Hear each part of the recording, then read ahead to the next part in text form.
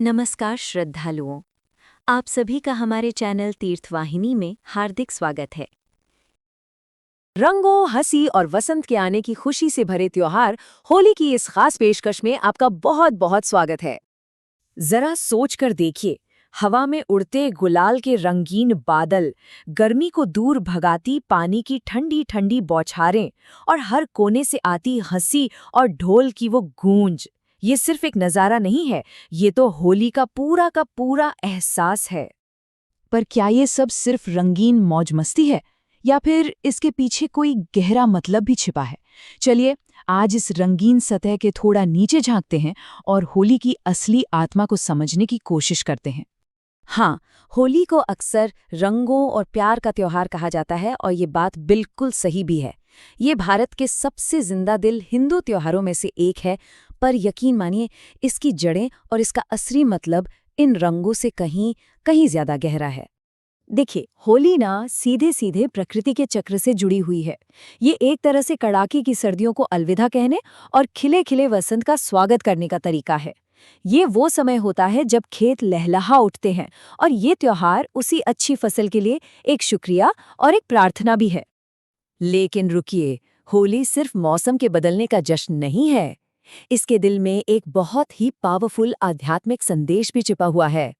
तो होली के 3 main idea एक साथ चलते हैं, वसंत का आना और दिव्य प्रेम। ये दोनों बहुत जरूरी हैं, पर जो सबसे बड़ी बात है वो है बुराई पर अच्छाई की जीत।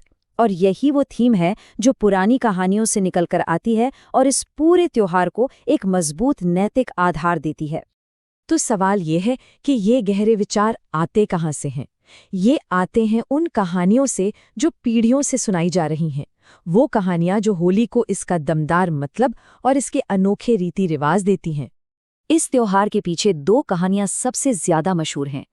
एक कहानी है प्रहलाद और होलिका की, जिसमें एक भक्त बच्चे का अटूट विश्वास उसे आग की लपटों से बचा लेता है, जबकि बुराई खुद जलकर राख हो जाती है।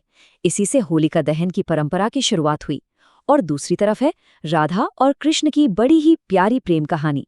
कृष्ण अपने सांवले रंग को लेकर राधा से मजाक में कुछ कहते हैं और राधा उनके चेहरे पर रंग लगा देती हैं। बस यहीं से शुरू हो गया रंगों से खेलने का ये सिलसिला, जो उनके दिव्य प्रेम का प्रतीक बन गया। तो ये कहानियां असल में जश्न में बदलती कैसे हैं? होली का पूरा उत्सव 2 हिस्सों में बटा हुआ है, जो 2 अलग अलग दिन होते हैं और हर हिस्से का अपना एक अलग माहौल और अपना एक अलग मतलब है। तो पहली रात होती है होलिका दहन। लोग एक बड़े से अलाव के चारों ओर इकट्ठा होते हैं। ये आग बुराई के जलने और एक तरह से शुद्धि का प्रतीक है। ये एक गंभीर लेकिन उम्मीदों से भरा पल होता है। और फिर आता है अगला दिन, जिसे कहते हैं रंग वाली होली। अरे भाई, ये तो रंगों का एक ऐसा कार्निवल है जिसकी कोई सीमा ही नहीं। ये दिन होता है पुरानी शिकायतों को भूलने का और हर किसी के साथ मिलकर बस खुशी मनाने का।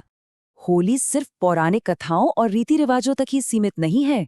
इसका हमारे समाज और हमारी जिंदगी पर एक बहुत गहरा और लास्टिंग इफेक्ट पड़ता है, जो इसे सिर्फ एक त्योहार से कहीं ज्यादा बना देता है।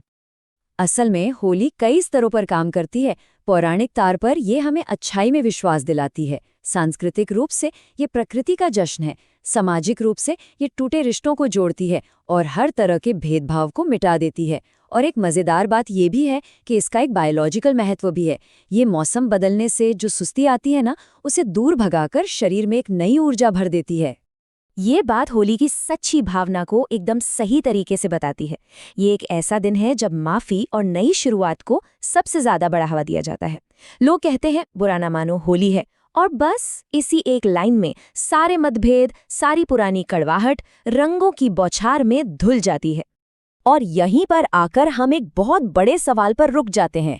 आज की दुनिया में जहां इतने सारे बंटवारे हैं, इतनी दूरियां हैं, शायद होली का ये संदेश एकता का, माफी का और एक नई शुरुआत का पहले से कहीं ज्यादा जरूरी हो गया है।